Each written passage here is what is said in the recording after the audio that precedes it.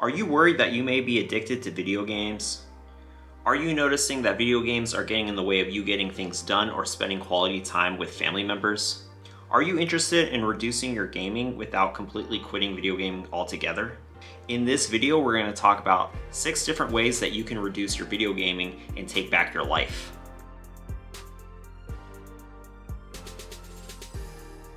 But if you're new here, I'm Dr. Mike from Level Up Mental Health, where we talk about how technology can impact your relationships and your personal mental health. Welcome. If you want to see more videos like this in the future, make sure that you give this video a like and subscribe right now. So right now there's a lot of discussion about gaming disorders as it's become an actual diagnosis through the World Health Organization. And over the internet, there's a lot of debate about what is the best way to go about quitting or reducing your amount of video gaming. When thinking about your video game play, it's important to kind of factor in your lifestyle and how video gaming either helps or hurts your lifestyle. Remember, a good healthy lifestyle involves having good mental health, good relations with family and friends, having good recreational activities, and that can include video game play, and working towards having a meaningful vocation. Now, just as an aside, when I talk about video game addiction, I'm not talking about people who do this professionally, either through competitive professional play or through online streaming. I definitely think that both can be viable options for a career, but that's something that you have to work towards. Now, before we talk about the 6 different ways to quit or reduce video game play, I want you to take an assessment of how video games are impacting you both positively and negatively in your life. I want you to make a grid of both the pros and the cons of either your lifestyle as a video gamer and your lifestyle if you could reduce video game play, or for those of you who want to quit, if you want to quit video game play. So here's that grid looking at both pros and cons of reduced gaming and continuing gaming. This will be available on my website, levelupmentalhealth.com. The link will be down in the description. So on the screen, I'll show you a made-up example of someone who is thinking about reducing their amount of video game play. So let's take a look at an example. So using our grid of the pros and cons of either reduced gaming or continuing to game the same, we'll use an example of a 37-year-old male with 2 kids and a wife who games on the weekdays after work and on weekends. He's now having arguments about finances and an imbalance of household responsibilities.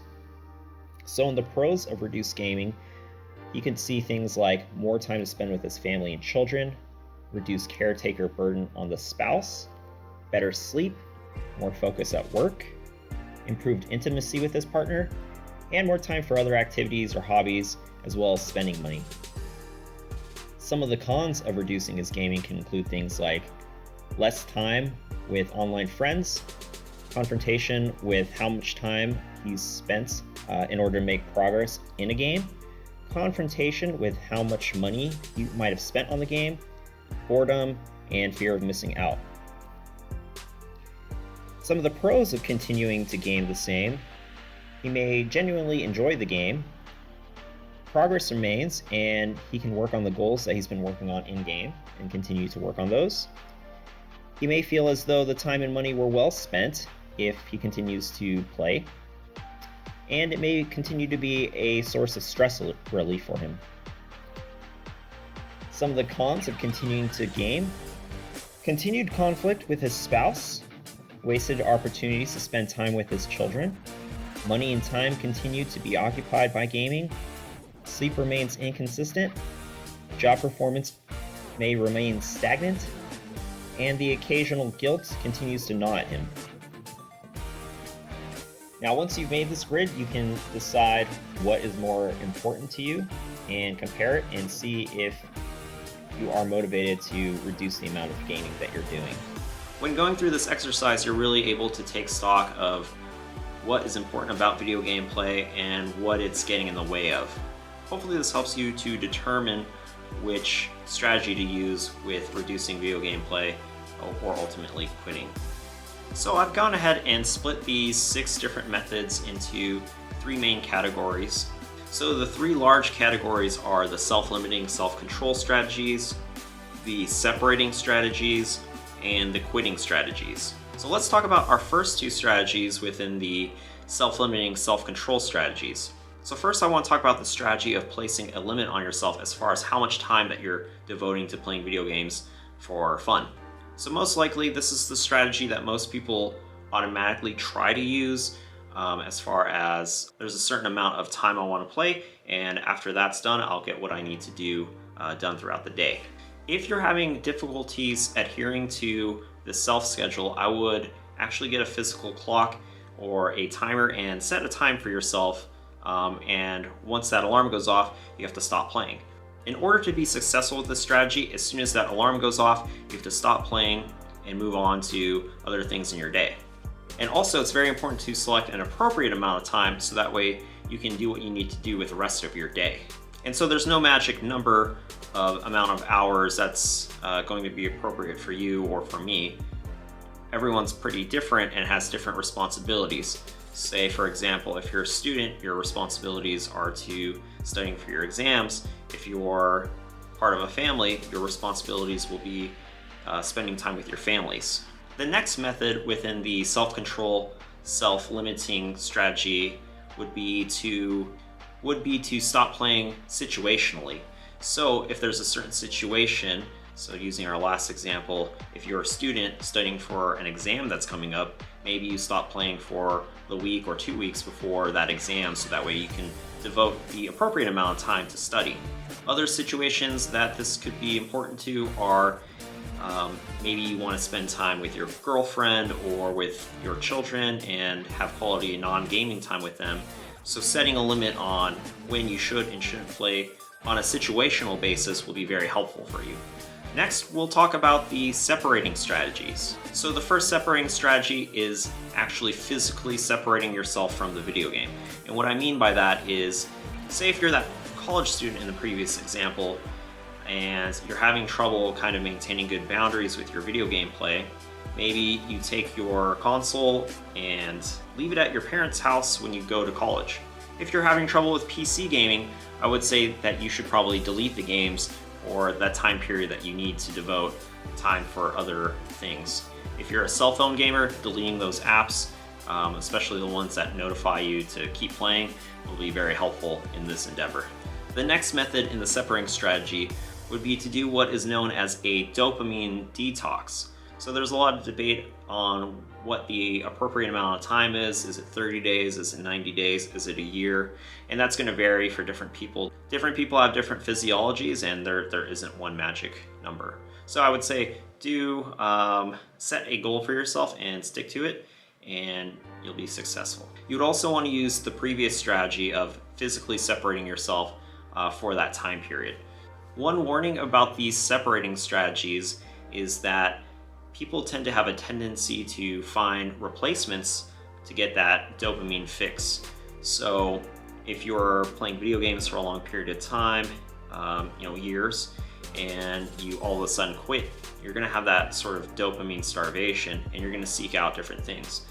So often people inappropriately start replacing it with things like watching too many YouTube videos, online shopping, too much online pornography, or reading Reddit for hours and hours at a time. Even though you are technically achieving your goal of getting off video games for a certain period of time, you are still engaging that reward center of your brain instead of getting what you need to get done. So everybody who attempts these strategies should know that it is going to be a natural tendency for you to try to do things to replace that dopamine that's now gone. So what I recommend you do is strategize beforehand. What can you do to take up that time that's going to be something that's more positive for your lifestyle? So for example, you might want to start taking up a martial art like jiu-jitsu, or start doing yoga, meditation, going for a walk, spending that time with one of your loved ones, playing board games. All of those things, if done mindfully, can be a better replacement than some of these other online activities. Now let's move into the last section, the quitting strategies. So the first quitting strategy is actually quitting specific types of games that have caused issues for you in the past. So for example, if you find that you've been addicted to games like League of Legends, staying away from the MOBA genre would be important. Or if you found that you spend 16 hours a day playing Call of Duty, staying away from the first-person shooter genre of games would be important.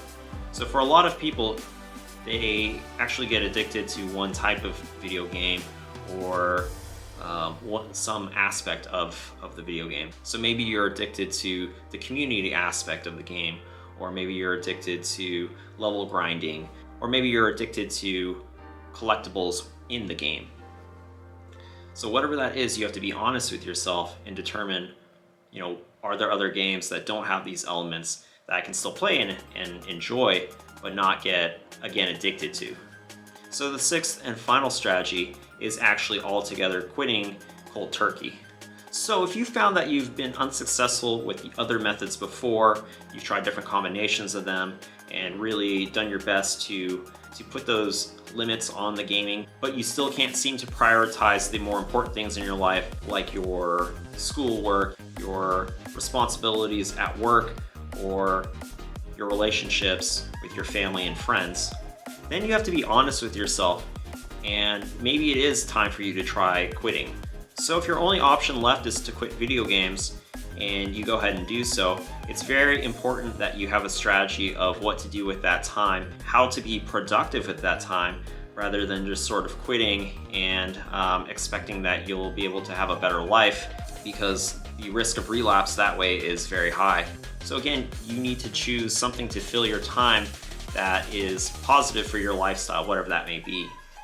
So if you're looking for more strategies on how to deal with video game addiction, make sure that you check my video game addiction playlist right here for more tips and strategies, and I'll be making more in the future. I also found that the Stop Gaming subreddit to be very helpful to hear different people's stories and their different strategies. You'll hear a lot of stories on how people took that time that they were spending playing video games that they felt they were wasting and started doing more meaningful activities, such as exercising more, learning languages, learning how to computer code, spending time with their families, going on dates. So if any of those things are important to you, I do recommend, first of all, going down this journey, and second of all, checking out that subreddit. If you found this video helpful, make sure that you hit the like button and subscribe to my channel, because I'll be making more videos like this in the future. And if you have any comments or any questions about video game addiction or other technology addictions, go ahead and leave a comment down in the comment section. So hopefully this video gave you a few strategies on how to start to reduce the amount of gaming that you're doing, or helped you to understand if you truly do need to quit gaming. I still feel that video game play can be a very positive thing in most people's lives, as long as you don't prioritize gaming over the actual important things in your life. Anyways, thanks for joining me. I'm Dr. Mike. I'll see you next time.